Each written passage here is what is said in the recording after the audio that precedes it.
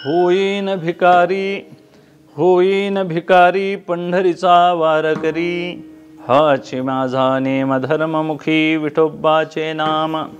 हीच माझी उपासना लागेन संतांच्या चरणा, हाची माझा नेम धर्ममुखी विठोबाचे नाम.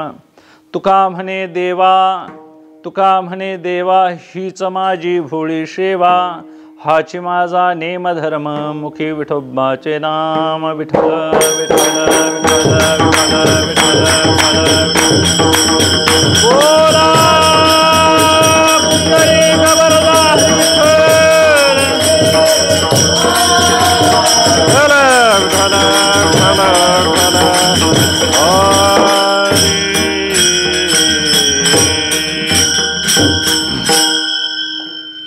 पांडुरंगा करो प्रथम नमन दुसरे चरण संतांचिया, त्यांच्या कृपादाने कथेचा विस्तारू बाबाजी सद्गुरु दास तुका. होईन भिकारी पंढरीचा वारकरी, हाची माझा नेम धर्म मुखी विठोबाचे नाम. आज कार्तिक शुद्ध एकादशी, महान वारी आहे. आषाढी पाठोपाठ आषाढी निकट आला कार्तिकीचा हाट. हे दोन बाजार पुरे म्हणतात तुकोबाराय. पुरे दोन्हीच बाजार नलगे अनेक व्यापार. ज्या व्यापारामध्ये कैवल्याचा बाजार केला जातो, देवघेव केली जाते. कैवल्य म्हणजे मोक्ष.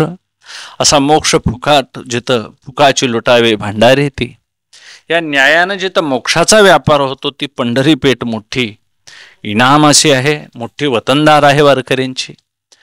आणि त्या वारीच्या निमित्तानं महान ही मोठी वारी जमते. सगळे लोक आमचे दिंड्या घेऊन जातात. अगदी तळकोकणापासून देशापासून सगळी मंडळी जशी आषाढीला जातात तशी मोठी वारी आहे. कार्तिकीचा हाट किंवा कार्तिकीचा सोहळा, चला पाहू डोळा, आले वैकुंठा जवळा, सन्निहित पंढरीये, पीक पिकले घुमरी, अवघी मातली पंढरी. जाणारे भाग्यवान त्या निमित्तानं आषाढी कार्तिकी विसरू नका, मज सांगत असे होज. पांडुरंग परमात्मा सांगतात, या दोन वारीला मला विसरू नका. तिथं आल्यानंतर संतांची संगती घडेल, नामधारक एखादा भेटेल, नामस्मरण कसं चालतं तेही कळेल. डोळा विठू वैसला सावण अशी साधना घडेल. आषाढी कार्तिक हे दोन्ही बाजार अजिबात चुकू नये. तर असं पंढरीचे दिवस जवळ आले की मग चाहूल लागते, पंढरीची आस लागते. त्या निमित्तानं तुम्हाला या वारकऱ्याचं महत्व वर्णन करतात की मला देखील इतर सगळं काही नसलं तरी चालेल, पण मला मात्र वारकरी व्हायला आवडेल. मी त्याबद्दल भिकार पण पत्करेन, भिकारी होईल. आता ते त्यांचं भिकारी होणं कोणत्या विचारानं मांडलंय ते त्यांनाच ठाऊक. पंढरीचा वारकरी होईल, भिकारी होईल. होईल भिकारी पंढरीचा. मग वारकरी होऊन काय करीन, तर हाची माझा नेमधर्म ती विठोबाचे. वारकऱ्याचा नेमधर्म व्रत उपासना सांगणारा तुकोबारांचा अभंग आहे. त्यात माझी उपासनाही सांगतात आणि वारकऱ्याचा विधीही सांगतात. माझा नेमधर्म काय असेल तर मुखी विठोबाचे ना. माझी उपासना काय तर हीच माझी उपासना किंवा हीची माझी उपासना. संतांच्या चरणाला लागेन ही माझी उपासना असेल. आणि एवढ्या सेवेच्या बळावरच मला सगळं काही मिळवता येईल. तुका म्हणे देवा हीच माझी भोळी सेवा, ही माझी भोळी सेवा आहे असं तुकोबाराय विनयानं कबूल करतात. आता वास्तविक ही भोळी सेवा नाही, ही फार मोठी सेवा आहे. आणि या सेवेनं देव काय होतो, ऋणी होतो. म्हणून ह्या वारीच्या निमित्तानं तुकोबारायांनी काही पंढरी परमात्म्यामध्ये जे अभंग वर्णन केलेले आहेत ते पंढरीच्या वारकऱ्याचं फळ सांगणारे अभंग आहेत. त्या वारकऱ्याचा अधिकार सांगणारे अभंग आहेत. विषय काय आहे हे सांगणारे अभंग आहेत. वारकऱ्याचा आणि पंढरीचा, त्या दर्शनाचा, पांडुरंगाचा, चंद्रभागेचा, पुंडलिकरायांचा काय संबंध आहे हे असे अनेक अभंग सांगणारे आहेत. अभंग सोपे वाटतात पण उपासनेचे असल्यामुळं उपासकाला फार फार साधना करायला लावणारे अभंग आहेत. म्हणजे जे काही आम्हाला सोपे वाटतात अभंग ते बघायला गेले तर फार अवघड आहेत. आणि फार अवघड भाषेतले अभंग सोपे आहेत. सोपे असं होत नाही. कोणालाही विचारलं तर ज्ञानेश्वरी कळत नाही म्हणतात लोक, हरिपाठ मात्र कळतोय म्हणतात. पण तसं बघायला गेलं तर हरिपाठ अवघड आहे आणि ज्ञानेश्वरी सोपी आहे. ज्ञानेश्वरी म्हणजे थांबलेलं चक्र म्हणा. त्या चक्रावर उभा राहिलं तर तुम्हाला पूर्व कोणती पश्चिम कोणती सांगता येईल. हरिपाठ मात्र कसलं चक्र आहे, फिरणार आहे. असं पूर्व म्हणसर का कधी पश्चिमेला नेल सांगता यायचं. एका अभंगात म्हणतात ज्ञानदेवा सांग झाला हरिपाठ, आणि पुढं अभंगाने मांडतात. म्हणजे अभंग संपल्यात म्हणायचं, हरिपाठ झालाय म्हणायचं. ते यथासंग शब्दाचा अर्थ काय हेही कळणं दुर्मिळ आहे. हेतू काय, ज्ञानोबरायांनीच ते पटवून द्यावं म्हणून हरिपाठात अतिशय समाधी भाषा वापरलेली आहे. परावणीतून सगळं बोललेलं आहे हे लिखाण, म्हणून संतांचं वाङ्मय कळण्याकरता त्यांनीच अवतार घेऊन आम्हाला सांगावं लागेल. आणि मग भक्तिप्रेमासाठी आलेले अवतारी संत महापुरुष आहेत. त्यांना काय नव्हतं त्यांच्याजवळ सांगा. ज्ञान होतं, भक्ती होती, कर्म होतं, उपासनेत यज्ञ यागादी क्रिया करू शकत होते, पराकुटीचं वैराग्य होतं, उपरती बोध हे सगळं त्यांच्याजवळ होतं. आणि त्या सगळ्या भक्तिप्रेमात जगजाहीर असणारे पंढरीरायाचं प्रेम भांडार ज्यांना म्हणतात ते नामदेवराय आजच्या दिवशी जन्माला आले. आज नामदेवरायांची जयंती आहे. माझे जन्मपत्र बाबाजी ब्राह्मणे लिहिली त्याचे खून सारू ऐका. अधिक 92 गणित 11 शते उगवता आदित्य रोहिणीशी. शुक्ल एकादशी कार्तिक रविवार, म्हणजे आजची कार्तिक शुद्ध एकादशीला रविवारी शालिवाहन शक प्रभव संवत्सर अगदी वर्णन केलंय नामदेवरायांनी. आपलं चरित्र आपणच मांडलंय म्हणतात, कोण बाबाजी ब्राह्मणांनी मांडलं म्हणतात. पण 1192च्या काळात ज्ञानोबराया नामदेवराया जन्माला आले. रविवार होता. आजही बरोबर रविवार आहे, एकादशी आहे. नक्षत्र जरा बदल आहे, पण काही असे ना का उगवता रोहिणी म्हणजे उगवता आदित्य रोहिणीशी रोहिणी नक्षत्र होतं आणि त्या काळात नामदेवराय जन्माला आले. म्हणजे परमार्थी माणसंही फार रविवारी जन्माला येतात, हा नियम आहे, हा खरा आहे. आणि नामदेवराय आले त्या निमित्तानं नामदेवरायांनी सगळं भक्तिप्रेम जगाला सगळ्या पटवून दिलं. पंढरी आणि पांडुरंग काय आहे हे नातं नामदेवरायांच्यामुळे जग जाहीर झालं फार मोठं. म्हणून सगळ्या संतांचा आपल्या उपासनेत पंढरी हा गाभा आहे मुख्य. पंढरी सोडून त्यांनी दुसरं काही मांडलेलं नाही. म्हणून कार्तिकीच्या निमित्तानं आषाढीच्या निमित्तानं यावं, सगळ्या संतांच्या गाठीभेटी होतील. फळ सांगितलेलं आहे. अधिकारी कोण सांगितला? वारकरी होणारा मी आहे असं तुकोबाराय सांगतात. म्हणजे प्रत्येकाने वारकरी व्हायला काय हरकत नाही. अधिकारी हा इथला काय आहे? वारकरी होण्याचा अधिकार आहे या अभंगाचा. आणि मग वारकरी व्हायचं पण कोणाचा? पंढरीचा वारकरी व्हायचा. इतर कोणाचा वारकरी व्हायचं? वारकरी हा पंढरीचाच असतो. कारण काळावर वार करणारे म्हणा, सदैव वारंवार जाणारे, सदैव हे वारकरी जे पंढरी देखती, पदोपदी विठ्ठलवाच्या तया कैसा संसार. पाया पायाला विठ्ठल विठ्ठल म्हणत दिंडीतले लोक गेले महाराज कार्तिकीच्या निमित्तानं. आणि आले हरीचे विनट वीर विठ्ठलाचे सुबट भेने झाले. दिक्पट पळती थाट दोषांचे कुंचे पताका झळकती, टाळ मृदंग वाजती, आनंदे प्रेमे गर्जती भद्रजाती विठ्ठलाचे. विठ्ठल विठ्ठल विठ्ठल म्हणत जाणं ही नामसाधन आहे. विठ्ठल विठ्ठल म्हणण्यानं अभिमान जातो, हे त्याचं मोठं फळ आहे. अभिमानरहित झाल्यानंतर देहाचा विसर, देह तादात्म्य सुटतं, जीवदशा बाधित होते आणि वारकरी मुक्तीचा अधिकारी बनतो नव्हे मुक्तच होतो. एवढं मोठं मुक्तीचं फळ देणारा आमचा वारकरी संप्रदाय आहे. म्हणून पंढरीचे वारकरी ते अधिकारी मोक्षाचे. त्यानिमित्तानं आजचा दिवस हा पर्वकाळ आहे. नामदेवरायांचा जन्मकाळ जन्मतिथी आहे, जयंती म्हणावी त्यांना. आणि पांडुरंग परमात्म्याचा मोठा पर्वकाळाचा शुद्ध एकादशीचा दिवस आजच्यापासून 15 दिवसांना माऊली समाधीस्थ होणार. पंढरी यात्रा होईल सरशी आणि कृष्ण पक्ष निर्धारीशी तुझ दे दिली असे माऊलींना ज्ञानोबराया सांगतात. ज्ञानोबरायांना पांडुरंग परमात्मा सांगतात पुढल्या 15 दिवसात मी तुला समाधी देण्याकरता येईल. शेवटी काय? उपासना सांगणारा अभंग आहे, नेमधर्म सांगणारा अभंग आहे आणि वारकऱ्याची इच्छा व्यक्त करणारा अभंग आहे. म्हणून वारकऱ्यानं इच्छा, प्रत्येक जीवाला इच्छा आहेच, प्रत्येक जीवाला ज्ञान आहेच, पण आम्हाला ज्ञान एक जरी असलं तरी इच्छा मात्र 2 आहेत. इतर पशुपक्ष्यांना इच्छा एकच आहे, फक्त आहार, मग भय, निद्रा, मैथून, निर्वाह कसा चालावा एवढी काही त्यांना चिंता नाही. उद्या काय वैरण खायची, काही जनावरांनी काय चिंता आहे काय? मालकाला त्याची चिंता आहे. जनावरांना काय नाही बांधलेलं आहे, त्याला भूक लागली तर ते दावी तोडून सुद्धा निघून जाईल. आहाराची निर्वाहाची फक्त इच्छा आहे पशुपक्ष्यांना. माणसांना मात्र आहार निर्वाहाची इच्छा आहे आणि ते असूनही इतर सुखासाठी काहीतरी मिळवावं अशी त्याची इच्छा आहे. म्हणून संसाराची एक इच्छा आहे मानवाकडं आणि परमार्थाची एक इच्छा आहे. आता ती संसाराची इच्छा भोगाची आहे आणि परमार्थाची इच्छा आहे अतिशय श्रेयाची, उच्च म्हणावी त्याला. त्याला अत्यंतिक दुःखाची निवृत्तीने परमानंद सुखाची प्राप्ती, त्याला मोक्ष असं म्हणतात.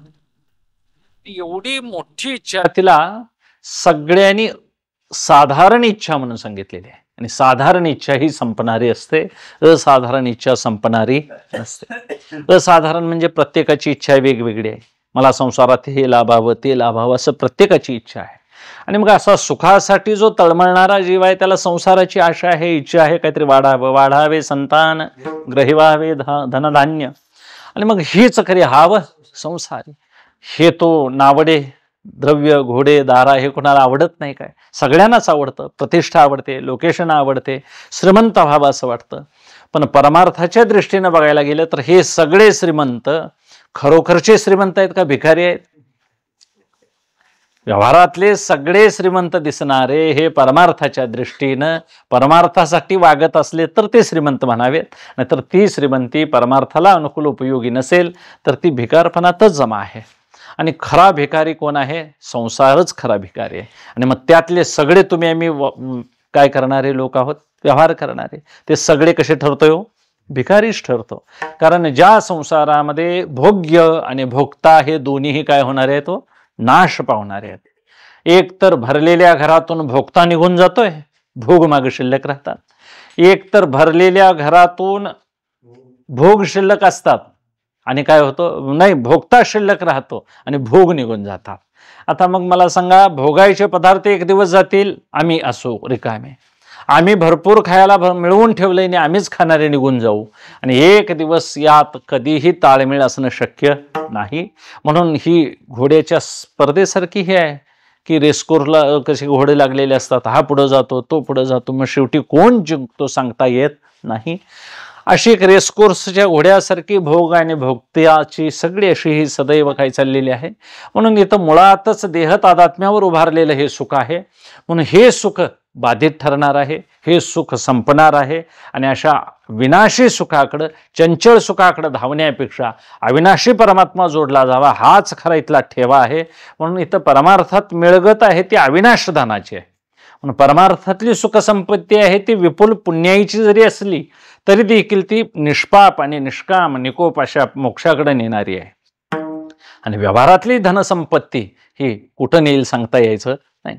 फार फार तर आम्हाला स्वर्गाला जाता येईल कर्म करून, उपासना करून वैकुंठाला जाता येईल, कैलासाला जाता येईल. पण याच्या पलीकडे इतकं वैकुंठ कैलास जरी गेलो तरी नामदेवराय सांगतात वैकुंठ कोपट जुनाट झोपडी, नको आडाआडी. ते कोपट आहे, जुनाट आहे, झोपडी आहे म्हणतात. मग आता वैकुंठाला झोपडी म्हणणारे तुकोबाराय नामदेवराया सामान्य घराला ते कसं काय बंगला आणि हे म्हणतील? याचा अर्थ बांधू नये असं नव्हे. त्या गोष्टी असायला पाहिजेत व्यवहारात. त्या असण्यानं आपल्या मुक्तीला काही त्याला अडचणी येत नाही. मला नाथांचं वैभव मोठं होतं, काही मुक्तीला अडचण आली नाही. तुकोबारांचं वैभव मोठं होतं, कालांतरानं ते वैभव त्यांनी घालवलं, दिलं, वाटून टाकलं, पण त्यांच्या बोधात काही फरक पडला नाही. बोधा करुणय अंतर साधू नाही अपपर. बोधात अंतरच नसतं साधूच्या. आणि खरा बोधवान आहे त्याला बोधदृष्ट्या त्या पुरुषाला देव म्हणायला काय हरकत नाही. म्हणून सगळे संत हे बोधाच्या दृष्टीने बघायला गेले तर देवच होते. आता देव होते असं म्हणण्यापेक्षा उपाधीनं भिन्न होते.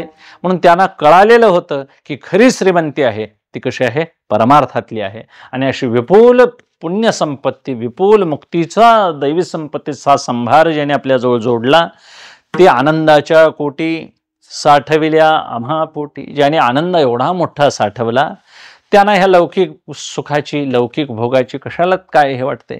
म्हणून त्यांनी या सगळ्या गोष्टींचा परित्याग केलेला आहे.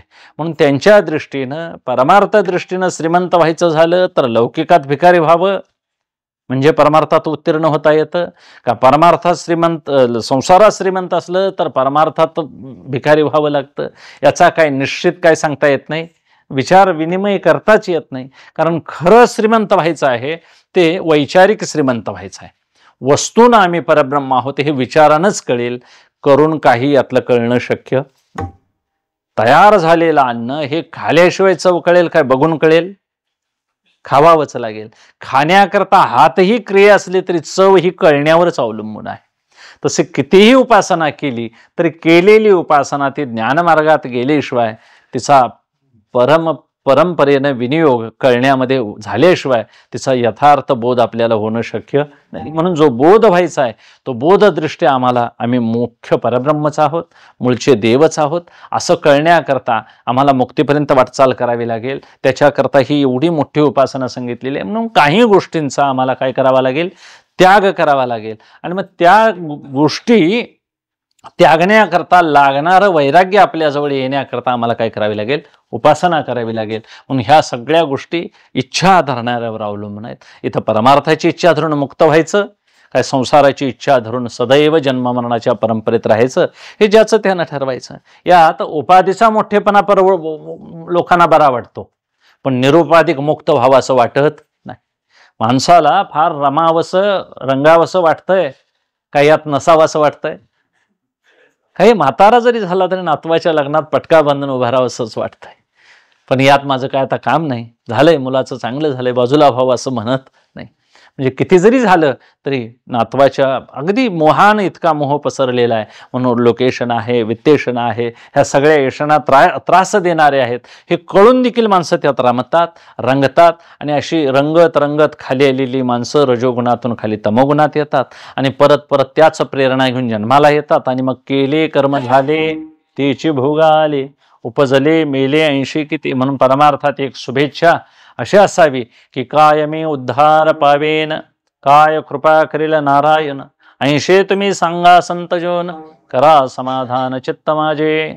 तुकोबराया भूपाळीतही म्हणतात, सुखसे जो गोड चित्ता नलगे आणिक, नाटवे घरदार तहान पळाली भूक. की वाट पाहे बाहे निरळी ठेवून आहात, पंढरीचे वाटे दृष्टी लागलेशे, चित्त कैयता देखेन माझा माय बाप, घटिका बोटी दिवस लेकी धरून या माप. ही वाट कोणाची बघा लागली तुकोबराया? ज्या देवाला त्याने पाहिलेलं नाही त्या देवाला त्याने उपासनेतून उभा केलेला आहे, कळवून घेतलेला आहे. आम्ही तरी कुठं देवाला बघितलंय? आतापर्यंत टाळ वाजवतोय, कुणाला सगुण साक्षात्कार झालाय? होणार आहे. मात्र सगुणाचा साक्षात्कार होतच असतो. सगुणाला नाही बघितलं म्हणून आम्हाला निर्गुण नाही बघता येत. निर्गुण बघायचा विषयच नाही महाराज. निर्गुण देव कुणी बघितलाय असं म्हणत असेल तर ते अडाणी मत आहे. सगुण मात्र बघता येतो. बघण्याकरता शुभेच्छा धरावी लागते. मला मुक्त व्हायचं आहे, मला मुक्त व्हायचं आहे, मुक्त मी होईनच. आणि हे होण्यासाठी आम्हाला मग कुठली वाट धरावी लागेल महाराज? पंढरीची वाट धरावी लागेल. आणि पंढरीची वाट धरा म्हणून सांगणारे जे संत आहेत ते अनुभवानं सांगतात की त्या वाटेला गेल्यानंतर तुका म्हणे तुम्ही चला याची वाटे. दर्शन झाले संतापायी, येणे पंते भरवशाने भेटे पांडुरंग, किंवा येणे पंते माझी चालेली पाऊले, दर्शन झाले संतापायी. या पंथानं माझी पावलं निघाली. म्हणून ज्या दिशेला पावलं पडतील ती वाट मुक्ततेची असावी, ती वाट भ्रष्ट करणारी नसावी. अशी वाट दाखवण्याकरता संत आले. तुकोबाराय म्हणतात, परमार्थता एक वेळ सगळं माझं ऐश्वर्य गेलं तरी हरकत नाही, ते ऐश्वर्य गेलं तरी माझं मूळचं तत्व मात्र एवढं श्रीमंत आहे की म्हणून आंबे श्रीमंते निजजन कल्पलते. मी मूळचाच कसा आहे? श्रीमंतच आहे. मी मूळ बघायला गेलं तर संकोचोनी कार्य झाला अशी लहान, घेई आपोषण ब्रह्मांडाचे. परमार्थता आम्ही सगळे कोण आहोत? व्यापक असे ब्रह्मस्वरूपच आहोत.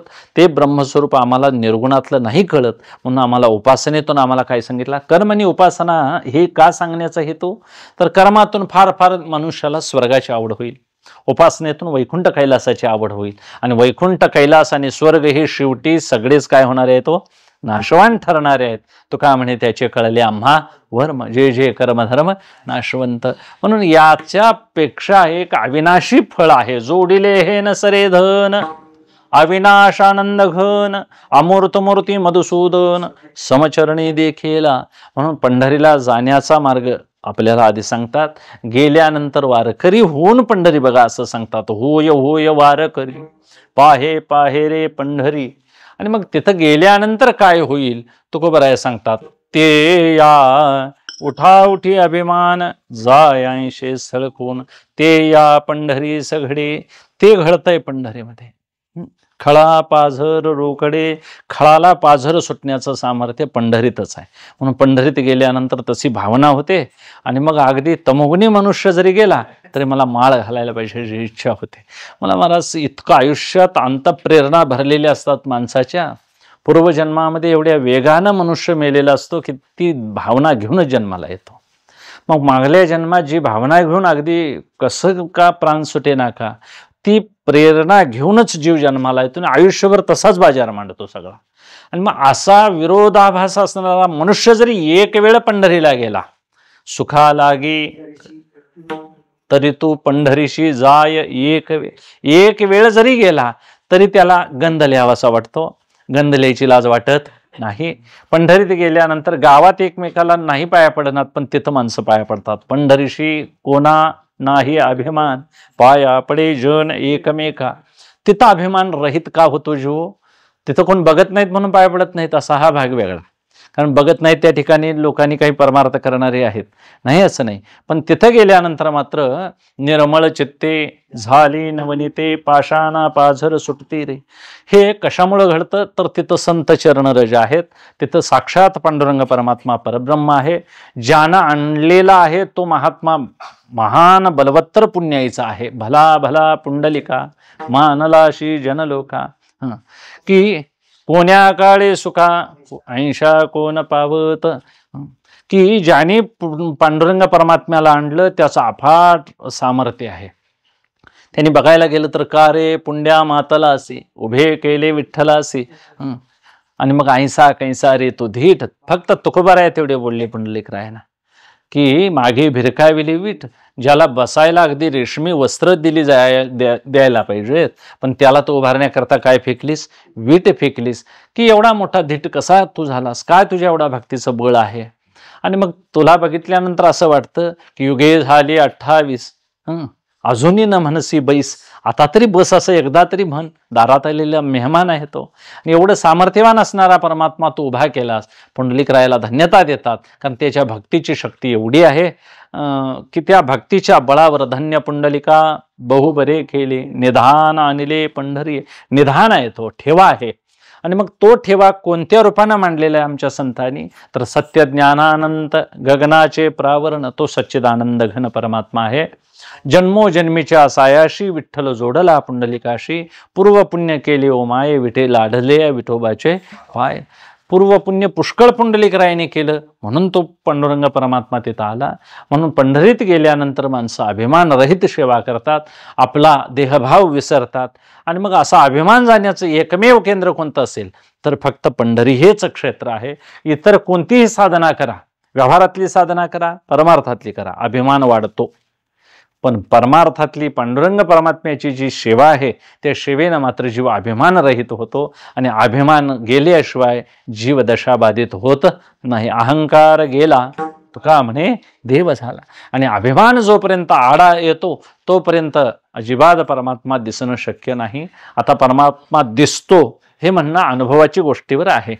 दिसणं हा गोष्ट अनुभवासाठी आहे. आणि मग अनुभव येण्याकरता देहाभिमान आडवा येतो. म्हणून देहाभिमान हा मुळातच अज्ञानामुळे वाढलेला आहे. ते अज्ञान कसलं आहे? न कळणं, याला अज्ञान असं शब्द नाव आहे. अज्ञान नावाची काही वस्तू नाही. आपलं आपल्याला मूळ स्वरूप कळत नाही. आणि न कळणं म्हणजे अज्ञान. मी कोण आहे याची ओळख नाही आपल्याला. आता ती मीची ओळख नसल्यामुळं मी घालवायला पाहिजे. आता वास्तविक जो मूळचाच मी नाही त्याला घालवायचा कुठाने? म्हणजे शेवटी काय असं का सांगावं लागतं की मी गेल्याशिवाय आत्मदर्शन होत नाही. आता मी गेल्यावर काय कीर्तनात मी जायचा? धनकवडीकर बाबांना विचारलं. शंकर महाराज धनकवडीकर म्हणून होऊन गेले, महान साधू होऊन गेले. त्यांच्या अवताराचं चरित्र फार मोठं सांगितलंय. स्वामी समर्थ, भगवान अष्टावक्र मुनी आणि भगवान शिवशंकर साक्षात, या तिघांचा अवतार मिळून ते धनकवडीचे महाराज. त्यांनी आपल्या शिष्यांना बोलावून विचारलं. शिष्यांनी विचारलं, महाराज आम्हाला मनातल्या गोष्टी कधी आमच्या प्राप्त होतील, मिळतील? तर महाराज म्हणाले, अरे मी मेल्याशिवाय तुम्हाला ते काय शक्य नाही म्हणाले. आता मग त्या सगळ्या शिष्यांनी बहिर्मुख होती महाराज. ते मी मेल्यावर तुम्हाला सगळ्या गोष्टी मिळतील म्हणाले. आणि मग सगळे शिष्य महाराज मरायचीच वाट बघायला लागले. अरे माझ्या मी मरण्याचा अर्थ असा करू नका, तुमच्यातला मी मेल्याशिवाय तुम्हाला इष्ट गोष्ट प्राप्त होणार नाही. इष्टप्राप्ती ही मी गेल्याशिवाय होत नाही. म्हणून देहाचे मी पण वाढवे, मी माझे आणि तुझे. मी माझं हे वाढलेलं आहे कशामुळं? अज्ञानामुळं वाढलेलं आहे. वास्तविक मुळातच देह खरा नाही. ज्याच्यावर आहे आधारित असलेलं जीवन हे वाळूच्या पायावर इमारत बांधल्यासारखं आहे. देह अधिकाय खरा, देह संबंध पसारा, बुजगावणे चोरा, रक्षण शे भासते. उगाच गव्हात वांग्यात काहीतरी उगाच एक बुजगावणं करून ठेवतात आणि मग त्याला उगाच चोरापासून रक्षण व्हावं म्हणून. पण एका दुसरा चोर बघतोय, पहिल्यांदा त्याला भीती वाटते, मालक उभारलाय का काय की, म्हणून अहो काय हो म्हणतात, भाऊ जरा तंबाखू द्या, चुन्ना द्या म्हणून हाळी मारतात रात्रीला गेलं तर चोर त्याला. पण ते वरची काठी काय खाली करीत नाही, असं हात वर केलेलं असतं आणि त्याला आमचीच कापडं घालतात बुवाला. त्याचं नावच बागुल बुवा असेल म्हणा किंवा काय. आणि मग त्या बुजगावण्याला असंच रंगवून व्यवस्थित करतात, कारण नक्कल करायची तर असल करायला लागते. गाडगं वगैरे डोळं काढून व्यवस्थित उभ्या करतात. आणि आता त्या बुजगावण्याला, चोराला ते कळालं एकदा की हा मालक नसून कोण आहे? बुजगावणं. आता वास्तविक चोराला कळाल्यानंतर चोर ह्याकडं त्याकडपर्यंत जरी भुईमुग उपडून घेऊन गेला, गहू कापून घेऊन गेला, तर ते बुजगावणं काय खाली वर काय हात करत नाही. आता त्या बुजगावण्याचा फक्त उपयोग कशाला घालवण्याकरता? कोल्या कुत्र्यांना घालवण्याकरता. वास्तविक त्याचा उपयोग जिवंत चोराला घालवता येणं शक्य नाही. तसं आमच्या या देहाला आम्ही फार फार सत्ता, संपत्ती, यश, प्रतिष्ठा, कीर्ती यानं लोकांना भ्या घालू, पण काळाला भ्या घालता येईल का यानं? काळ गुलाम सलाम करी तुकया घरी राबतो, ही त्यांची सत्ता. तुकोबारायांच्याकडं हे सगळं सामर्थ्य होतं म्हणून तुकोबारायांना मानतात. ज्ञानोबारायांना लोक काय भेतात? तर त्यांनी समाधी संजीवन घेतली. मेल्यानंतर समाधी घेतली नाही त्यांनी, जिवंत समाधी आहे. आजही ते संजीवन आहेत समाधीमध्ये. त्यांच्याकडे ज्ञान होतं, ब्रह्मात्म ज्ञान होतं, ते नामनिष्ठ होते, ब्रह्मनिष्ठ होते, विशेष सविशेष निर्विशेष सगळं काही त्यांना होतं. आता हे सगळं सांगण्यापेक्षा ते मुक्त आणि संत होते म्हणायला काय हरकत नाहीत. अवतारी महापुरुष होते. नव्हे नव्हे कैवल्याचा पुतळा प्रगटला भूतळा, चैतन्याचा जिव्हाळा ज्ञानोबा माझा प्रगटला भूतळा, भूमीवर पुतळा प्रकटला कैवल्याचा. एवढं ज्ञानोबारायांचं सामर्थ्य. आता ते ज्ञानोबाराया का त्यांना चांगदेवाचे सारखे एवढं मोठं दंड शरण आलं? तर त्यांच्याकडे तेवढं सामर्थ्य होतं म्हणून योग्याला सगळे लोक भेतात, वैराग्यवानाला सगळे लोक मान देतात. काही नसे ना तो वारकरी संप्रदायाकडं कुठं फारसं ज्ञान आहे? कुठं महाराज काय फार एवढी विरक्ती आहे त्यांच्याकडं? आपले एवढं कुठं पाठपाठांतर कुठं विद्वत्ता आहे सांगा? पण वैराग्य मात्र वारकरी संप्रदायामध्ये दिसून येतं. जाईल त्या तुम्ही वारकऱ्याकडे बघा, विरक्ती असल्यामुळं वारकरी संप्रदाय शोभतो. आणि मग कितीही असलं तरी फार आमच्यामध्ये नटलेले लोक तुम्हाला सापडणार नाही. फार मिरवणारे लोक वारकरी संप्रदायात भेटत नाहीत, आणि जे मिरवतात त्यांना वारकरी संप्रदाय कळालेला नाही. म्हणून फार इथं लोकेशनीमध्ये राहून कितीही मिरवलं तरी काळा पुढं आमची प्राज्ञा अजिबात चालत नाही. म्हणून हे मोठं भय आलेलं आहे. उठा उठा जागा पाठी, भयाले मोठे, पंढरी वाचुनी दुजा ठाव नाही कोठे. हे कशाला सांगितलंय? बाप रखुमादेवर विठ्ठला शरण, भावेन रिगता न चुके जन्म मरण. पांडुरंगाला शरण गेल्याशिवाय जन्म मरण चुकणं शक्य नाही. म्हणून पंढरीशी झारे आले नो संसारा, दिनाचा सोयरा पांडुरंग, वा जाती पंढरी म्हणे जाईन जयास, तया हे संसार ऐंशी बोले तो महार. पंढरी सजाते निरोपाईका. तुकोबारायांनी पंढरीला चला जाऊया सगळ्यांना मिळून नेण्याचा का प्रयत्न केला? तर तिथं गेल्यानंतर संतांची भेट होईल. संतांच्या भेटीचं पुण्य ते स्वतःने सांगतात, हीच माझी उपासना लागेन संतांच्या चरण. या अभंगात उपासनाही सांगतात, संतांची मी सेवा करेन. संतांच्या सेवेचं फलही त्यांना माहिती आहे. ते म्हणतात संतांच्या सेवेमध्ये संत भेटणंच आधी दुर्मिळ आहे. बहु अवघड आहे संत भेटी, तरी जगजेटी करुणा केली. आणि मग त्यांच्या भेटीनं काय होईल? तर परत मी आणि माझे या वृत्तीवर मला यावं लागणार नाही. तुकोबाराय त्याचं वर्णन करतात का म्हणे, मग नये वृत्तीवरी आता येणार नाही वृत्तीवर म्हणतात. सुखाचे शेजारी किंवा सुखाच्या शेजेवरी पहुड येईन. आता शेजारी असं का म्हटलं तर मी ब्रह्मच झालो या अनुभूतीवर गेल्यानंतर. म्हणजे संतांचा हा बोध आहे. संत हे एवढंच देऊ शकतात, संत याच्या पलीकडे काही देऊ शकत नाही. लौकिकातलं देतात ते संत असत नाहीत, आणि जे अलौकिक देतात ते सामान्य असू शकत नाहीत. म्हणून तुम्हाला आम्हाला चमत्कार जिथं दिसतो तिथं थांबायची सवय लागलेली आहे. चमत्कार आणि परमार्थ याचा अजिबात मला संबंध नाही. जिथं चमत्कार दिसतो तिथं क्षणभर देखील थांबू नाही. ज्याने अफाट चमत्कार केले ते बाळूमामा, ज्यांनी चमत्कार केले ते शंकर महाराज, स्वामी समर्थ महाराज, याने सुद्धा आपल्या मुख्य शिष्यांना सांगितलं हे सगळं रिद्धी-सिद्धीचं भांडवल आहे, हे वाया जाणार आहे, तपश्चर्या वाया घालवणार आहे, म्हणून यात तुम्ही कुणी पडू नये. कुणाला अमुक दर्शन झालं तमुक दर्शन झालं हे काही नाही, मनच महाराज त्याचा आकार धारण करत आहे. कोणता देव येऊन तुम्हाला दर्शन देत नाही, मनच सूक्ष्म रूपानं ते रूप धारण करतं, तुम्हाला तसा आभास होतो. साक्षात तसं दर्शन मनाला घेता येत नाही. खरं दर्शन झाल्यानंतर मन मनपणावरच राहत नाही. मन हे राम झाले, मन हे राम झाले, प्रवृत्ती ग्रासूनी कैशे निवृत्तीशे आले. मला सांगा, आई बघायची झाली पोटातल्या मुलानं तर बाहेर यायला पाहिजे का आत राहून बघाईल? मग बाहेर आल्यानंतर भेद राहिला. अभेदात असताना आईशी जे ऐक्य होतं ते आईची फार जवळीक अभेदात आहे का भेदात? अभेदात आहे. मग अभेदातली जवळीक आहे ती कळण्याकरता बाहेर येऊन कसं चालेल? बाहेर यायचं झालं तर वृत्ती घ्यावी लागेल. वृत्ती घेऊन आई बघायची झालं तर त्यात विकार आहेत, त्यात भेद आहे, आणि भेदात परिच्छिन्नता आहे, भेदामध्ये नाश आहे, भेदामध्ये अनित्यता आहे, तिथं देश काल परिच्छिन्नता राहते, आणि त्याला अवस्था असं म्हणतात.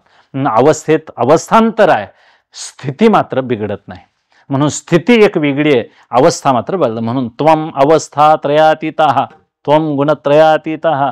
तुम्ही गणपतीचं बघा त्या अथर्वशीर्षामध्ये अवस्था, जागृती, स्वप्न, सुषुप्ती, तुर्य ही अवस्थाच आहे.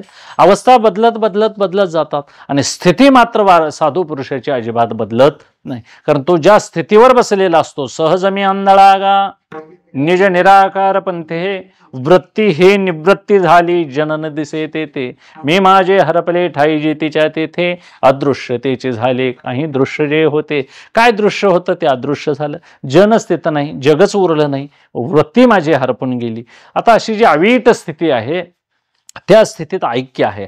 आणि मग असं ऐक्य एकदा आलं की मग सुवर्णमणी सोनया ये कल्लुगुळ जैसा पाण्या तैसा म्हणजे धनंजया शरण येतू. सोन्याचा मणी जसा सोन्याला शरण यावा, पाण्याची लाट कशी पाण्याला शरण यावी, असं शरण आल्यानंतर तिथं वेगळे पण उरत नाही. म्हणून मी माझं म्हणायला वेगळा कोणच उरत नाही, अशी एक अवस्था आहे. त्याला ब्रह्मरूप अवस्था म्हणावी. म्हणून खऱ्या वारकऱ्याच्या दृष्टीने बघायला गेलं तर वारकऱ्याला मरण अजिबात नाही. मरण आहे ते देहाला आहे, आणि देह तादात्म्य ज्याचं सुटलं त्याचं काम झालं. देह तादात्म्य सुटण्याकरता मग काय घ्यायला पाहिजे?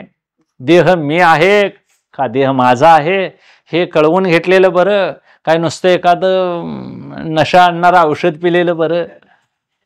देहाचा विसर पडतोय. काही पेणारी प्यायल्यानंतर अफू, गांजा, चरस असं वडल्यानंतर, आता ते काही संतांनी वडलं म्हणून ते आम्ही करताव असंही म्हणणारे लोक आहेत. पण तरी देखील भक्तीनं देहाचा विसर पडतो.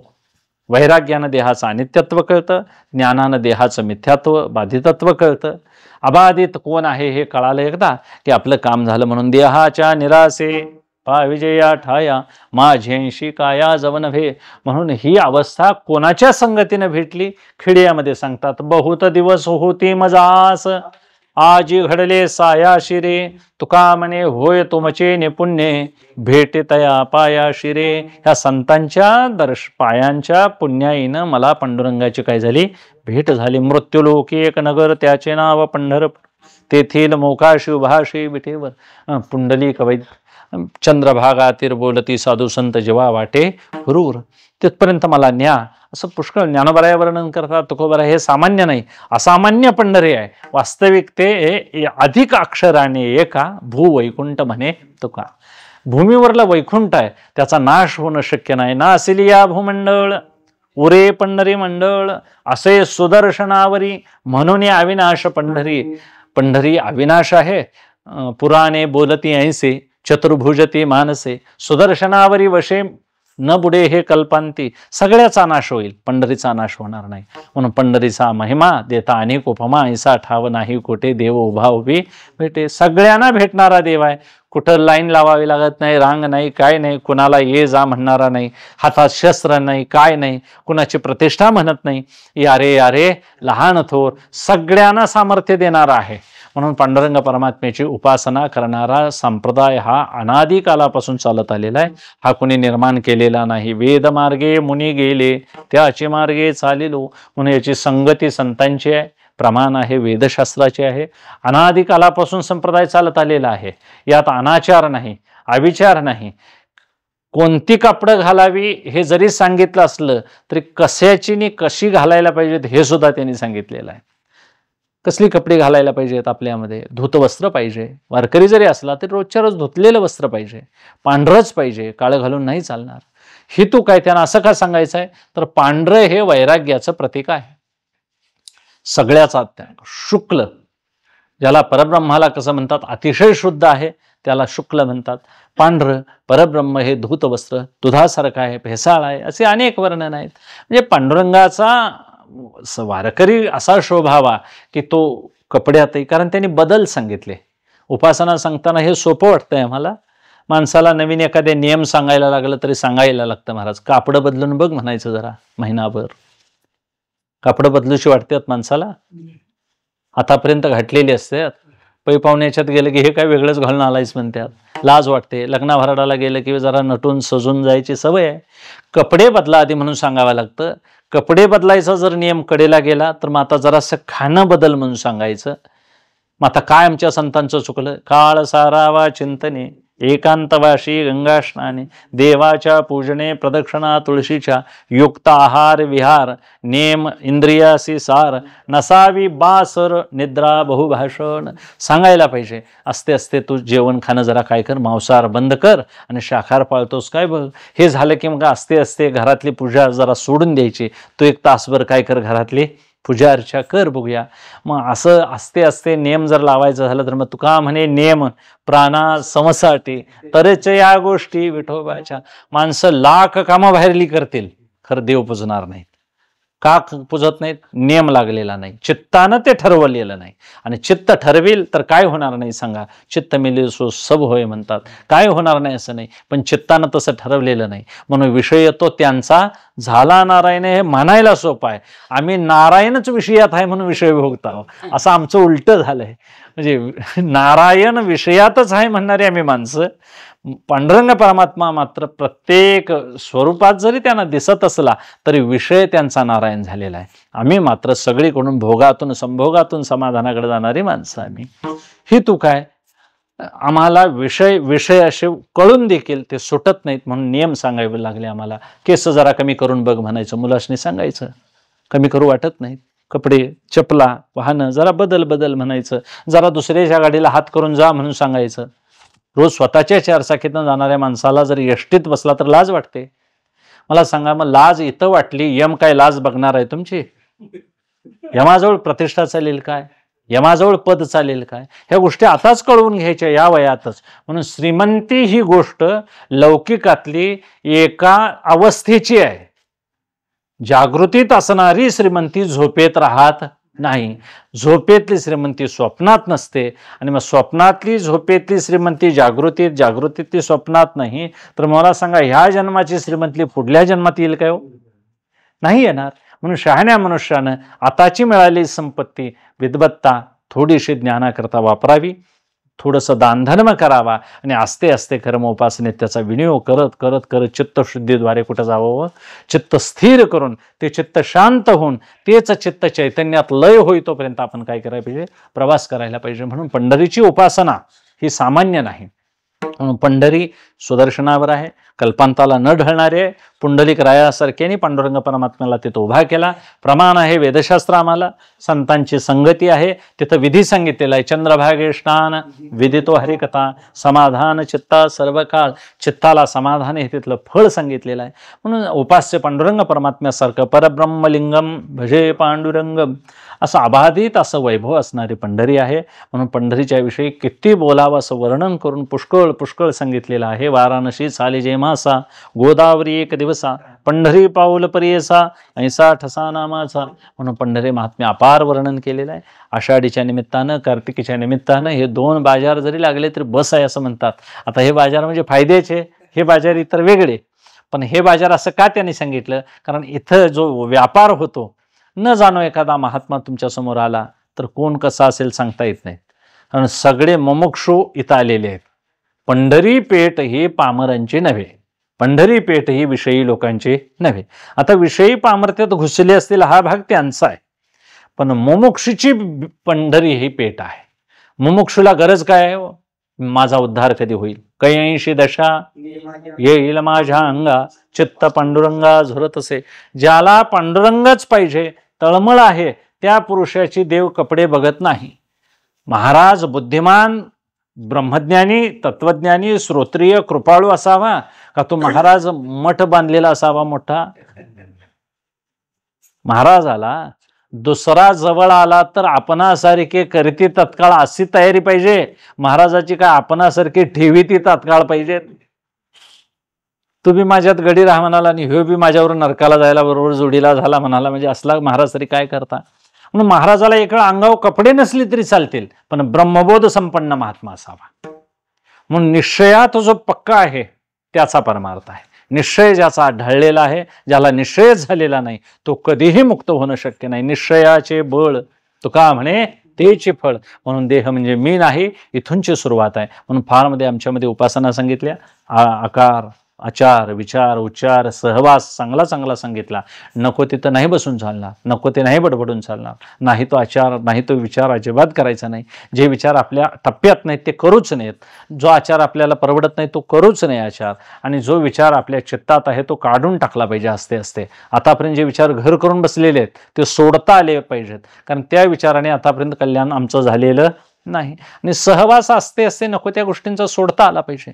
म्हणून हे सगळं सोडण्याकरता साधकांना किती मर्यादित आणि मजबूत वागायला पाहिजे हे सगळं पंढरीच्या वारकऱ्याकडे दिसून येतं. म्हणून पंढरीचे एकदा दिवस सुरू झाले की संपदा सोहळा नावडे मनाला, करीते टकळा पंढरीचा, जावे पंढरीशी आवडी मानसी, कधी एकादशी आषाढी हे. म्हणून तुकोबारायांनी हे सांगितलंय ते त्यांच्या घराण्यात पूर्वपरंपरेनं चालत आलेलं आहे. याचा धरीन अभिमान करीने आपुले, मी हरिभक्त आहे, मी वारकरी आहे, याचा अभिमान सांगायला काय हरकत आहे लोकांना? हा संवादी अभिमान आहे, चांगला आहे. मी श्रीमंत आहे म्हणून सांगण्यापेक्षा मी वारकरी आहे म्हणून सांगायला फार चांगलं आहे. देवाला अभिमान वाटतो. मला सांगा, आपल्या पतीचं नाव आदराने घेतलं जातं, आपल्या वडिलांचं नाव मुलं आदराने घेत असतील तर तो पित्याला अभिमान वाटण्यासारखी गोष्ट आहे. तसं आपण पांडुरंगाचे आहोत असं सांगण्याकरता पंढरीत मालक व्हायचा आहे का दास व्हायचा आहे? मी मग दास्यत्व जर तो स्वतः स्वीकारून आपलं धनीपणा जर तुम्हाला देत असेल तर मग आमचा संसार हा त्याचा झाला काय वेगळा राहिला? मालकाचं नुसतं नाव सांगितलं की गड्याला महाराज सगळी व्यवस्था करतात. एवढे एवढे मोठे मोठे लोक, जिथं लोक राबतात, सामान्य लोकांना जर एवढी किंमत दिली जाते, एखाद्या मालकाचं नाव सांगितलं तर. मग पांडुरंगासारखा मालक जर सांगितलं आम्ही नाव, तर आमची यम वगैरे आपले इतर सगळे त्रास देणारे जे लोक आहेत ते आपोआप वाट देतील का नाही आम्हाला?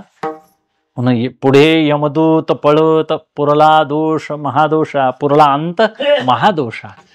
आले हरिदासांचे थाट, विठ्ठल नामे करती बोभाट. पुढे यमदूत पळत म्हणतात, पुरला अंत महादोषा. यमदूत पळत सुटतात वैष्णव आले म्हटलं की. म्हणून वैष्णवांचा माल खरा, तुरतुरा वस्तुसी. इथं आमचा माल खरा आहे. का खरा आहे? तर मुखात नाम आहे. मुखी नाम अति मोक्ष, ऐंशी साक्ष बहुतांची. वैष्णवांचा तुरतुरा म्हणजे त्वरा आहे. तो मालच आमच्याकडे धावत यायला लागलाय, आम्ही त्यांच्याकडे नाही जात. वैष्णवांचा माल आहे, खरा आहे, आणि त्याला तुरतुरा म्हणजे लवकर खपणार आहे. का खपतोय? तर जो नाव घेतोय त्याला हा मोक्ष वरतोच महाराज. एवढं सामर्थ्य, एवढं मोठं फळ सांगणारा अभंग आहे. म्हणून तुकोबाराय म्हणतात, मला वारकरी पण हे जपण्याकरता सगळं काही सोडावं लागेल.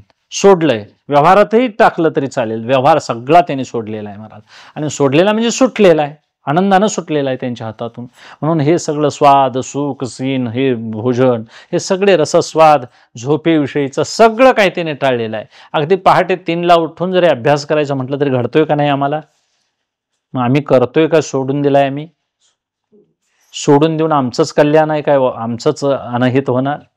येथे कोणाचे काय बा गेले, ज्याचे त्याने अनहित केले.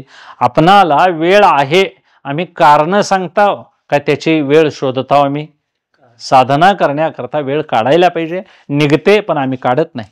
सकाळी तासभर आपल्या देहाला थोडंसं रक्त आटेल, जास्त वाढून काय घ्यायचं आहे, 2-4 वर्ष जास्त जगण्यापेक्षा उपासना करून लवकर गेलेलं काय वाईट नाही, हरकत नाही. म्हणून आपण उपासना केली पाहिजे सगळ्यांनी. हीच माझी उपासना लागेन संतांच्या चरणा. नको त्या लोकांना घरात आणून चाय देण्यापेक्षा एखाद्या वारकऱ्याला दिला तर उद्धार होईल. म्हणून तुकोबाऱ्या सांगतात, संत असे काही वेगळे असत नाहीत, ज्यांची वृत्ती काय झालेली आहे महाराज, परब्रह्म परमात्म्याशी लीन झालेले, एकत्वानं तिथं काय झालेले आहे, येषां ब्राह्मी स्थिती प्रार्थ नैनां प्राप्य मोह्यती स्थित्वा स्यामंत कालेपी ब्रह्मनिर्वाण मृच्छती. जे शांतीला पोचलेले आहेत, परमपदाला पोचलेले आहेत, अशा पुरुषाची सेवा केली तर आपलं कल्याण होऊन जातं. असा महान पुरुष कुठं भेटणं अवघड आहे. आणि ते मात्र पंढरीत काय होतात, सहज लीला आपल्याला काय करतात, लीलय आपल्याला भेटतील. आणि त्यांचा जर आपल्याला सहवास झाला तर मग काय होऊन जाईल, बैसता संतांचे संगती कडो येईल कमळापती. किंवा या संताशी भेटता हरे संसाराची व्यथा पुढता पुढती माथा अखंडित ठेवीन. आणि मग त्यांच्या चरणाचं दर्शन झालं की मग ह्याशी एवढी उच्च अवस्था येईल. म्हणून माझी उपासना सांगतात तुकोबाराया, मी काय करेन माझा नियमधर्मही सांगतात. कारण खरा माझा नियमधर्म आहे मुखी विठोबाचे नाम. म्हणून नामावर देव तुकोबारायांचं फार मोठं प्रेम आहे. उपासना मी संतांचीच करेन, झालो तर वारकरी पंढरीचाच होईन. याच्यासाठी मला भिकारी होणं पत्करावं लागलं तरी चालेल. हे देवाला सांगताना म्हणतात, देवा ही माझी भोळी सेवा आहे. आता यात भोळ काय आहे सांगा, ही जाणून केलेली सेवा आहे. ही भोळी सेवा म्हणावी तशी भोळी नाही. म्हणून तुकोबाराय म्हणतात, हाची माझा नेमधर्म मुखी विठोबाचे नाम. हाची माझा नेमधर्म. नेम सांगणारा अभंग आहे की नामा म्हणे केशवराजा केला नेम. सगळ्या संतांचे नेम ठरलेले आहेत, नेमात कुणाच्याही बदल नाही. देह जावो अथवा पांडुरंगी दृढभाव नामदेवराया सांगतात. किंवा आकार स्थूल नाशिवंत हे तव जाईल भूम्यात तयावरी हरी चालत ते नेमे होईन कृतकृत्य देह जावो अथवा राहू. तिथेही ते सांगतात ज्ञानोबाराया. किंवा जय ह्या आकाश वर पडो पाहे ब्रह्मगोळ भंगा जाये वडवानळ त्रिभुवन खाये तरी मी तुझीच वाट पाहे गा विठोबा. एकनिष्ठता आहे आपल्या सगळ्या संतांच्या मध्ये. देवाच्या नावाविषयी दुमत अजिबात कुणाचंही नाही. आता ते नाम देवाचं, सदैव देवाचं नाव घ्यायचं आणि मग इतकं करून झाल्यानंतर मग माझं हे अमुक काम व्हायला पाहिजे अशी जरी इच्छा झाली तर मग तो भोग झाला. म्हणजे भक्ती करायची नाही, भोग मागायचा, त्याला सकाम म्हणावं. भक्तीमध्ये आता पांडुरंगाचं नाव घेऊन काय मला मिळत नाही म्हणून दुसरं कुठलं तरी दैवत धरायचं, त्यात व्यभिचार झाला म्हणायचा. भक्ती करताना अंतःकरण दूषित ठेवायचं आणि देवाचं नाव घ्यायचं, त्याला पाप म्हणायचं. भक्तीमध्ये दंभ, पाप, कामना, व्यभिचार अजिबात चालत नाही. भक्तीमध्ये करायची भक्ती बरोबर आहे, पण करत असताना एक दंभ उभा करायचा. भजन करता करता करता अमुक माणूस भजन्या झाला, ही त्याची एक प्रतिमा तयार होते माणसाची. ती प्रतिमा त्याची ती तयार झालेली चांगली का प्रतिमा तयार करायची आपण. तुमचा जिवलग माणूस रोज गाडीवरून तुमच्या येत असेल आणि मग लोकांनी असते 4-5 महिने फिरत फिरत गेल्यानंतर तुम्ही एकटं कुठंतरी गेला असा तर लोक म्हणतात आज जोडीदार कुठं नाही तुमचा. हे लोकांनी म्हणणं बरोबर आहे का आपण सांगायचं हा माझा जोडीदार आहे, हे माझा जिवलग मित्र आहे, असं सांगण्यापेक्षा लोकांनी असं म्हणायला पाहिजे ही अमुक माणसं बाबा जोडीदार ह्याचा आज नाही. म्हणजे आपली इमेज परमार्थामध्ये एक प्रतिमा बनवू नये, बनली तर हरकत नाही. वाऱ्या हाती माप चाले सज्जनाची. तुकोबारायाने विठ्ठल विठ्ठल विठ्ठल म्हणत म्हणतच महाराज सगळं महाराष्ट्र विठ्ठलमय झाला नव्हे, तुका आकाशा विश्वच विठ्ठलमय करून टाकलं त्यांनी. ते विठ्ठलमय करण्याकरता त्यांनी काय अट्टहास केला नाही, पण साधनेचा एवढा पराकुटीचा टप्पा गाठला की शेवटचा दिस गोड व्हावा. परमार्थात हा शेवट झाला नव्हे, मरण म्हणजे शेवट नव्हे, उपासनेचा शेवट लागावा.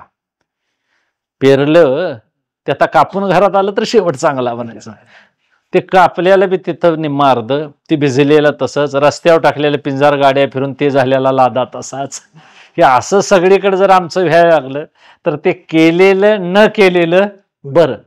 म्हणजे जाईल तिथं भोग, काम, पाप, व्यभिचार हे जर वाढत असेल तर ती भक्ती आणि तसं नाव घेणं आम्हाला अजिबात अपेक्षित नाही. म्हणून परमार्थता सकाम नामस्मरण सकाम उपासना, सकाम कर्म अजिबात मान्य नाही. म्हणून परमार्थामध्ये घ्यायचं असेल नाव तर स्वाभिमानानं सांगावं, आम्ही नामाचे धारक, नेनो प्रकार अनेक.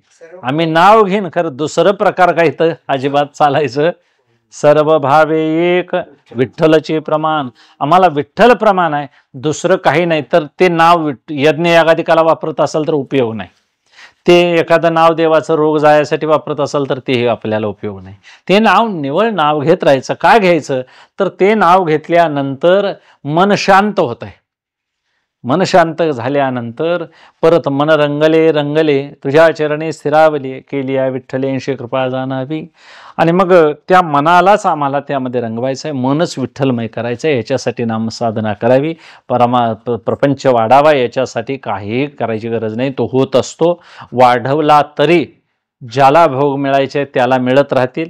ज्याला भोगायची इच्छा आहे, इच्छेवर अजिबात प्रपंच अवलंबून नाही, परमार्थ मात्र इच्छेवर अवलंबून आहे. म्हणून शुभेच्छापासून सत्वात्पत्ती ही अवस्था आहे. शुभेच्छा, सुविचारणा, तनुमानस आणि सत्वापत्ती या 4 टप्प्यापर्यंत आम्हाला सत्वगुण वाढवत वाढवत वाढवत सेवा करायची आहे.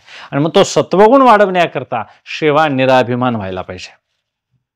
मी करतो हा भावना, मी करत आहे हे कर्तव्य भाव, ही कर्तृत्व भ्रांती इथून गेली पाहिजे.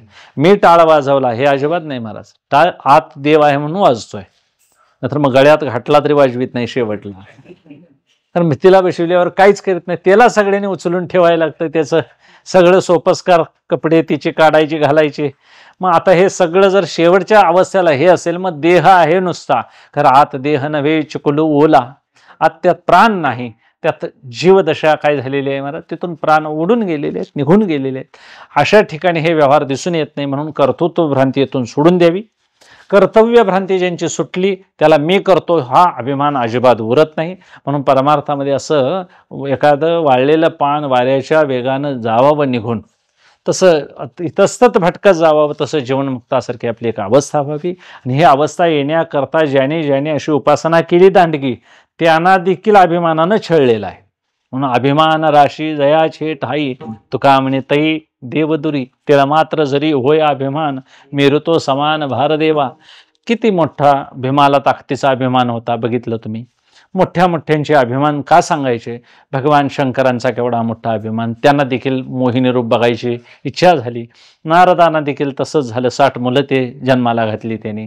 सुदाम देवाला देखील माया बघायची इच्छा झाली. गरज नसताना काय बघायचं, मला अमुक सिनेमा दाखव म्हणायचं, रडत बसायचं थिएटरात जाऊन. मग खोटच बघून उगाच पैसे देऊन रडून यायचं, काय उपयोग आहे त्याचा. पण शहाण्या मनुष्यानं तिकडं अजिबात, सुदाम देवाला असं वाटलं की मला माया बघायची आहे. देव म्हणाले, जाता जाता स्नानाला उतरल्यानंतर महाराज त्याला एका नगरीत राजा आहे असे काय झाली, त्याची देवानं सगळं मायावी नगरच उत्पन्न केलं. मायावी नगर उत्पन्न केल्यानंतर हा तिथं काय झाला, राजा झाला. राजा झाल्यानंतर त्या नगरीचा, त्या नगरामध्ये त्याला काय झाली, मुलं बाळ वगैरे पुष्कळ राजसुख भोगलं. आणि शेवटी त्याची बायको मेली. कुणाची, ह्या सुदामदेवाची, कल्पनेतल्या त्या नगरीतल्या मायावी. आणि सुदामदेवाची बायको वारल्यानंतर त्या नगरीचा असा नियम होता, बायको मेल्यानंतर नवऱ्यानं काय द्यायचं, मला सुदामदेवाला उचललं आणि ते चितेवर ठेवलं आणि लाकडं पिटाळल्या, भाजतंय म्हणून देवा वाचव म्हणून पाण्यातनं बाहेर पळत आला. आता मला सांगा, खरोखर माया बघायची आहे तर गरज होती का. म्हणजे काही गोष्टी अशा भक्तांना सुद्धा अशा त्रास करतात. आमच्या संतांनी अशी कुठेही फजिती करून घेतलेली नाही. बघा सगळ्यांची फजिती झालेली आहे. अगदी ज्या प्रेमाची रास ज्यांना म्हणतात त्या गोपिकांना देखील अभिमान आला. बाळक्रीडेमध्ये वर्णन आहे की त्यांना देखील शरद ऋतूतली पौर्णिमा रास क्रीडेची रात्र म्हणून वर्णन करतात. त्यावेळी भगवान श्रीकृष्णाने मध्यरात्रीच्या वेळेला आपला बंसी एका मोठ्या विशाल वटवृक्षाखाली जाऊन वाजवला. आणि त्या मुरलीचा ध्वनी ऐकल्यानंतर बंशीवट म्हणतात त्याला, दशमस्कंदामध्ये 10व्या स्कंदामध्ये वर्णन आहे गोपीगीतामध्ये. त्या बंसीवटाजवळ देवाने वेणू वाजवल्यानंतर सगळ्या गोपिका त्या ध्वनीच्या आवाजानं कुठं आल्या हो, त्या वनामध्ये आल्या.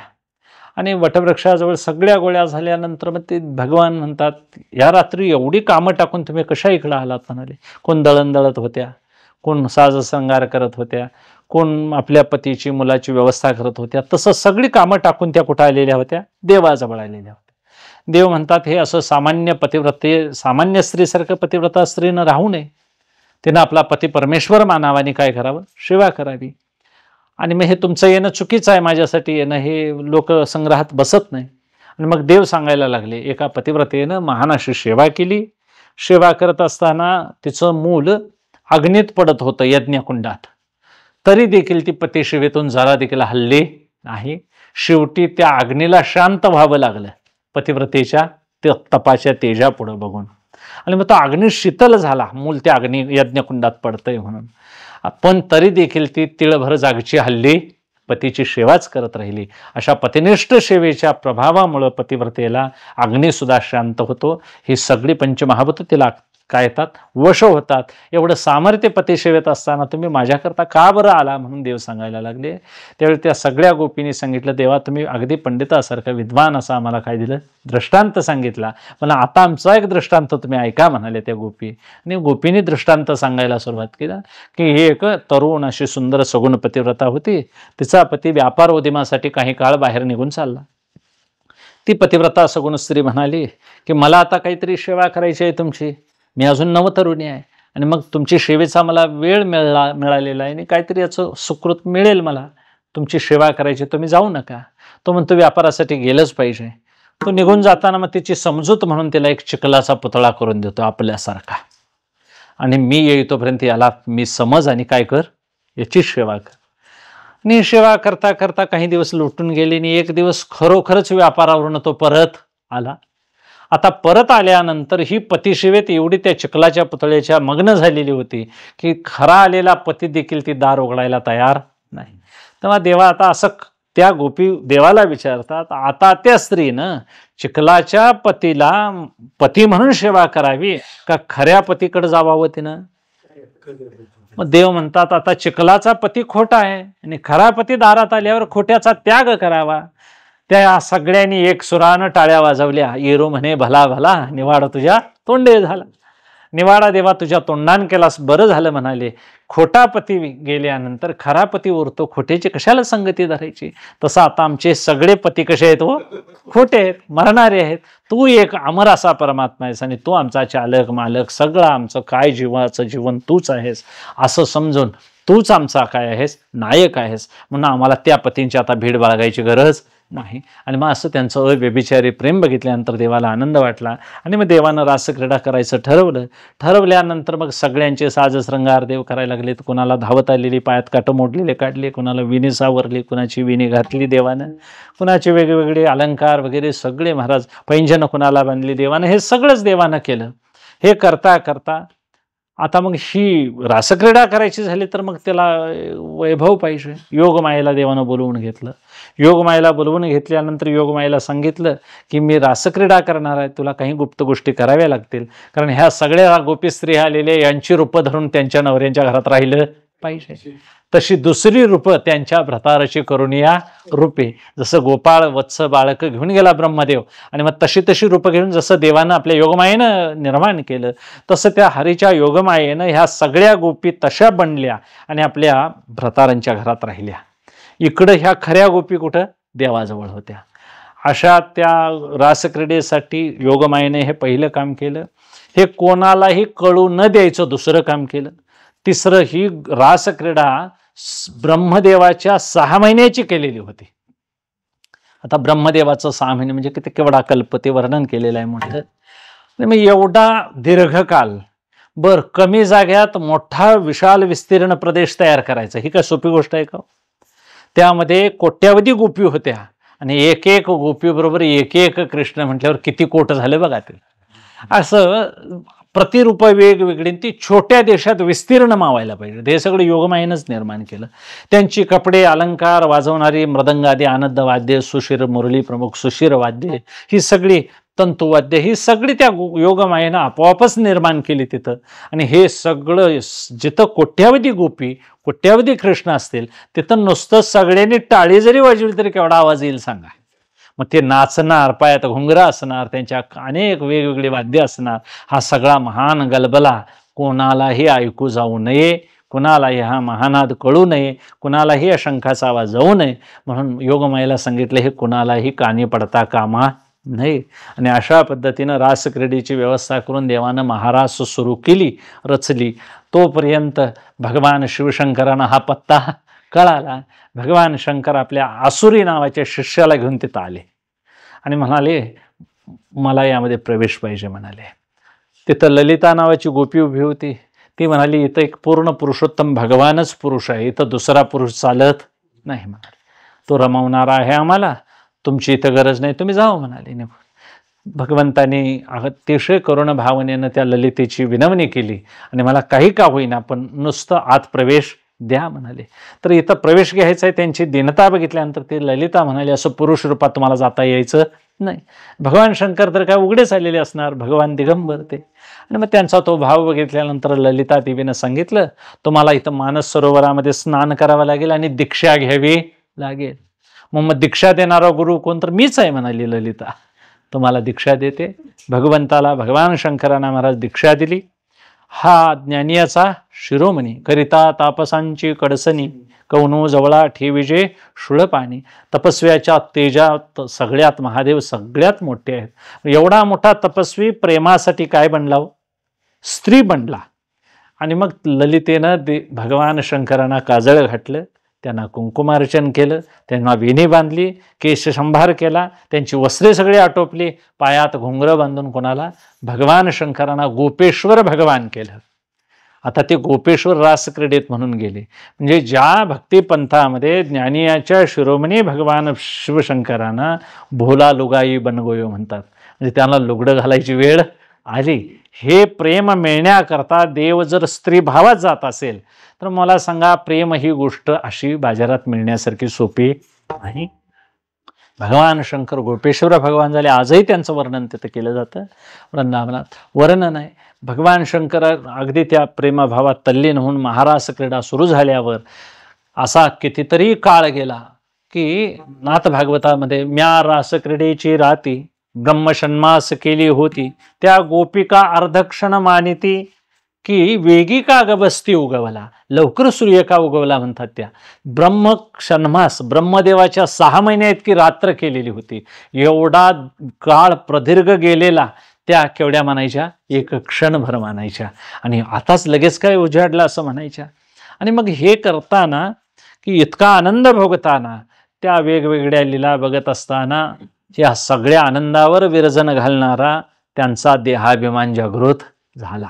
सगळ्या गोपींना राधाराणींची विनवणी करून राधेला आणून तिची विनवणी करून रासक्रीडा सुरू केलेली होती. रासक्रीडा काय राधाराणीशिवाय नाही सुरू होणार, राधेचं साम्राज्य आहे ते. आणि मग या सगळ्यांना गोपींना असा एक आविर्भाव उत्पन्न झाला की नंदनंदन व्रजेश किशोर भगवान परमात्मा आमचं सांगेल तो ऐकायला तयार आहे. असा एक महाराज सगळ्यावर आनंदावर का पडदा येतो, तर अभिमान उत्पन्न झाला. आमच्यामुळं आमच्या पुण्याईच्या बळावर देवाला हे सगळं करावं लागतं असं गोपींना उत्पन्न झाला भाव. आम्ही तर कुठं आहे सांगा, सामान्य साधकापेक्षा एक कोट्यावधीपट मोठं काम आहे. आणि मग त्या गोपींना असा देहभाव निर्माण झाला, अभिमान निर्माण झाल्यानंतर देवाने तिथं लगेच राधेला घेतलं आणि अंतर्धान झाले. त्या सगळ्या गोपी चाचपडायला लागल्या, विरहानं आतुर झाल्या, शोकाकुल झाल्या, सगळ्या इकडे तिकडे फिरायला लागल्या. वृक्षलता विली यांना विचारायला लागल्या कृष्ण पाहिला का, कोणी कृष्ण बघितला का. असं करत करत करत त्या कितीतरी काळ त्यांचा निघून गेला.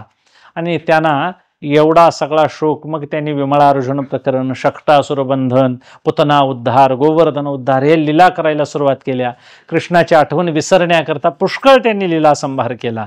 पण सगळा लीला करून थांबल्यानंतर एका गोपीला भगवंताचे पाय आणि राधेचे पाय दिसले. आणि मग ते पाय दिसल्यानंतर मग म्हणाले या पायाच्या आधारानं त्यांच्याकडं जावे.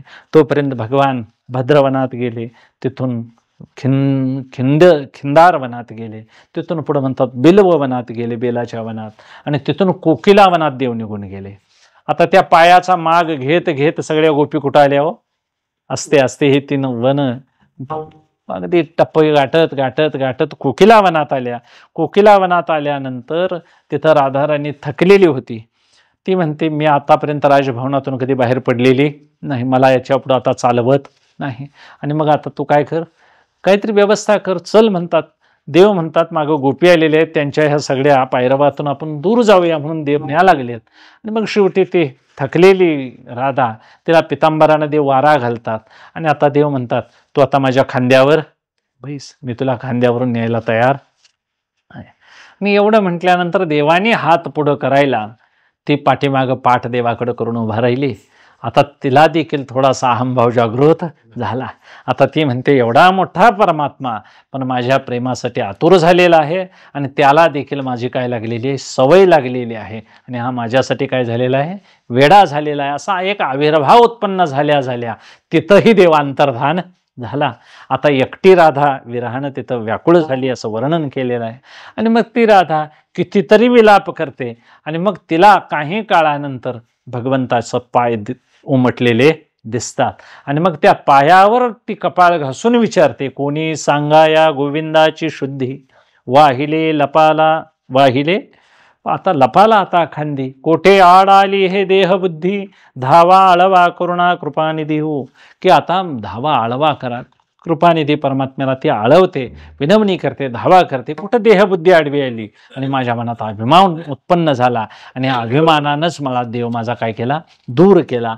मला सांगा, हे एवढं मोठं अभिमानाचं प्रकरण राधाराणीला देखील भोवतं. सामान्य जीवाची इथं अजिबात काय लागणं शक्य नाही, कसं लागणं शक्यच नाही. म्हणून दैवी हिष्या गुणमयी मम माया धरत, देवाची माया दुरत्यय आहे. एवढा अभिमान, अभिमानाचे तोंड काळे, दावी बळे अंधार. म्हणून शुद्धाशी उठता अहंकार करी शुद्धाशी आळूमाळ, शबल करतो तो, काय करतो, मलिन करतो. आणि मग एकदा देहाचं मी पण वाढलं की देह तादात्म्य वाढतं, मी करता अशी बुद्धी वाढते, परिस्थितीचा अभिमान वाढतो, बुद्धीचा अभिमान वाढतो. आणि मग सगळ्या ह्या गोपी शोकानं वियोगत्रस्त झालेल्या त्या रडून रडून शेवटी काय करतात, तुकोबाराय एका चरणातच संपवतात. शोक वियोग घडल्या दोषांचा, घडला सकाळांचा, गेल्या शरण हा अन्याय आमुचा, केला उच्चार घडल्या दोषांचा, स्वामी प्रकट झाला तुकयाचा. शेवटी तुकोबाराय म्हणतात, प्रकट झाला आणि कृष्ण परमात्म्यानं सगळ्यांची काय केली, निरहंकार वृत्ती केली आणि सगळ्यांचा काय केला, रासकडीतला आनंद त्यांना दिला. म्हणजे हा उपासकाचा अभिमान उपासकाला कुठंपर्यंत नेतो. सांगायचा हेतू काय, की उपासकानं किती जागृत राहिलं पाहिजे. सेवा करत असताना ही सेवा देह तादात्म्य बुद्धीवर अजिबात करू नये. मी पारायण केलं हा अभिमान खोटा आहे. पारायण करणं खोटं नाही, पण मी केलं म्हणणं मात्र खोटं आहे. केलं हे त्यानं करून घेतलं म्हणून, कुणी केलं, मी केलं, आत तो आहे म्हणून. यातला तो सोडला तर मीही राहत नाही आणि करणंही राहत नाही. म्हणून जे जे काही आहे, म्हणून जे कलाकार दिसतात ते काही आकृती दिसतात त्या कल्पनेच्या आहेत. लाकडातल्या कलाकृती सुताराची कल्पना आहे, सोन्यातल्या कलाकृती सोनाराची कला आहे. तसं या जगातली सगळी कृती दिसते ती त्याची कृती आहे असं समजायचं. आपण फक्त भिंतीवर काढलेल्या चित्रासारखं आहे असं समजायचं. असं एकटं जाता आलं पाहिजे. तुम्ही कितीही विद्वान असा, कितीही बुद्धिमान असा, हे माझं नाही, मला मिळालेलं नाही असा ज्याला बोध आहे त्या महापुरुषानं भजन नाही केलं तरी हरकत नाही. आमचे शास्त्रज्ञ होऊन गेले अब्दुल कलाम, APJ, राष्ट्रपती केलं त्यानं शेवटला.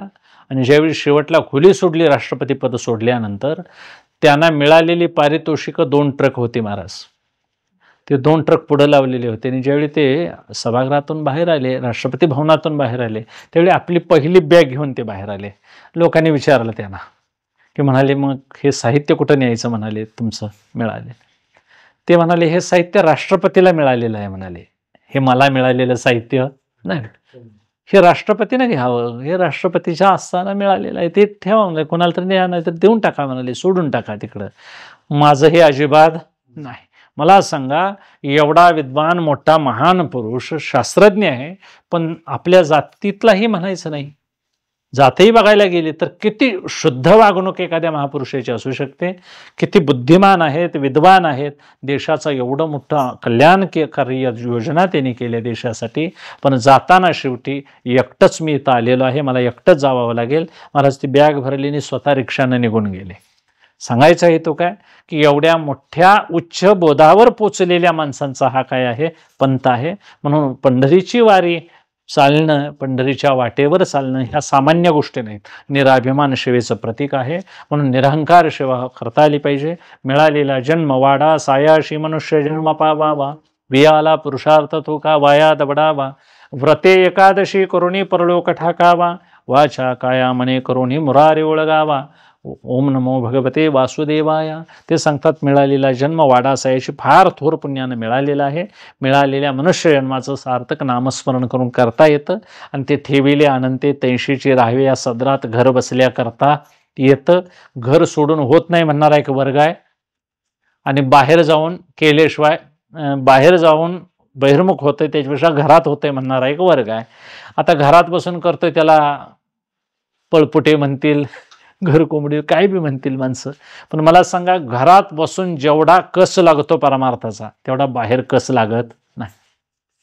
घरात चिंता आहेत, घरात मिळकतीविषयीच्या सदैव काय कटकटी आहेत, विक्षेप आहे घरामध्ये. आणि मग गृहस्थी माणसाला जर हे सोडून जर परमार्थ करतो म्हटला तर दुसरी जागा अजिबात अपेक्षित नाही. वैराग्य म्हणून जे उत्पन्न व्हायचं आहे ते घर बसल्या तुम्हाला घरात राहूनच असोनी संसारी जिव्हे वेग करी हे लिहिलं नसतं त्याने. शेवटी इथंच राहायचं आहे, पण हे माझं नाही अशा बोधावर बसायचं आहे. म्हणून जाळोनी संसार बैसलो अंगणी, हे खरोखर घर पिटून अंगणात बसाय नाहीत महाराज दगशेकत. ज्या सांसारिक गोष्टी आहेत चित्ताला जाळत होत्या त्या सगळ्या जळत असताना देखील मी अंगणात निवांत आहे. हे शरीररूपी अंगण आहे, यामध्ये निवांत बसलोय. ही जिची ती काम करतात, हे बुजगावणं आहे असं समजून एक दिवस हे मला सोडून जायचं आहे असा एक विचार. अभद्र बोलणं नव्हे, हे खरं परमार्थाचं बोलणं. अनुताप वाढला पाहिजे. नुसता ताप शरीराला येऊन उपयोग नाही, गोळ्या खायची वेळ आहे ती. अनुतापानं तप्त झालेल्या पुरुषाचंच वैराग्य कामाला येतं. म्हणून नाही अनुतापे पांगरे दिशा, श्वेद निगोदे अवघे अशा, होशिलादी होतासे तैसा, तुका म्हणे दशा भोगी वैराग्य. इथला नियमधर्म नामस्मरणाचा आहे. सकळ धर्माचे कारण नामस्मरण, हरिकीर्तन. सदैव हरिकीर्तन, संतसंग केला पाहिजे. संतसंग धरा तुम्ही, हरिभजन करा. म्हणून या असामान्य अशा गोष्टी आहेत की संतांची संगत कुठं लाभेल, कुणाला लाभेल, कशी लाभेल सांगता यायचं नाही. म्हणून संतांची भेट घेण्यासारखी परिस्थिती निर्माण आपणच करायची आहे, वातावरण निर्मिती आपणच करायची आहे. भाव शुद्धता आपल्या अंतःकरणात झाली की आपलं काम होतं. म्हणून निर्दोष वृत्तीने हे करत राहायला पाहिजे. निर्मत्सर निरहंकार भावनेनं करत राहिलं की परमार्थ नावाची गोष्ट दूर नाही. कुठं नवीन असा परमार्थात मोक्ष निर्माण करायचा नाही, आपली एक उच्च स्थिती निर्माण करायची. आणि अशा ठिकाणी गेल्यानंतर मरावं लागत नाही. अशा ठिकाणाला देव आपल्याला नेऊन ठेवतो. म्हणून ही सेवा भोळी वाटत असली तर त्या आंधळ्याच्या वरदानासारखे. आंधळा देव भगवान म्हणतात काहीतरी माग, तर आंधळ म्हणते नातवाच्या डोक्यावर सोन्याचं राजछत्र बस धरलेलं मला बघायचं आहे म्हणाला.